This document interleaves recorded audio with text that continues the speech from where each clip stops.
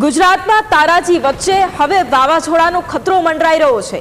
સૌરાષ્ટ્ર કચ્છમાં ફરી વાવાઝોડાની અસર થવાની છે। આજે અરબી સમુદ્રમાં અસના વાવાઝોડું બનશે। ગુજરાતના કેટલાક બંદર પર ભયસૂચક સિગ્નલ પણ લાગ્યા છે।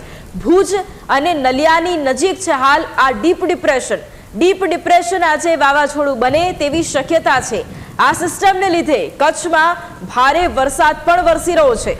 સૌરાષ્ટ્ર કચ્છમાં ભારે પવન સાથે આજે ભારે વરસાદ વરસી શકે છે। અરબ સાગર તરફ આગળ વધીને આ ડીપ ડિપ્રેશન વાવાઝોડામાં પરિવર્તિત થાય તેવી પણ સંભાવના છે।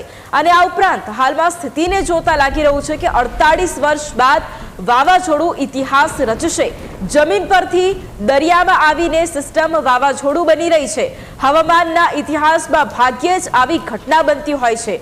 1976માં આ જ ટ્રેક પર વાવાઝોડું બન્યું હતું, ત્યારે હવે ફરી એકવાર 48 વર્ષ બાદ આ ઇતિહાસનું પુનરાવર્તન થઈ રહ્યું છે।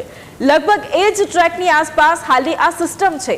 અને આ ઉપરાંત હવામાન નિષ્ણાંત પરેશ ગોસ્વામીએ પણ આ મુદ્દે કહ્યું છે કે 48 વર્ષ પહેલા આવું બન્યું હતું કે બંગાળની ખાડીની સિસ્ટમ ગુજરાત ઉપર આવી અને ગુજરાત ઉપરથી પસાર થઈ અરબ સાગરમાં પ્રવેશ કર્યો, ત્યારે તે સાયક્લોન બન્યું હતું। અને ત્યારે પણ ઓગસ્ટના છેલ્લા અઠવાડિયામાં આવું બન્યું હતું।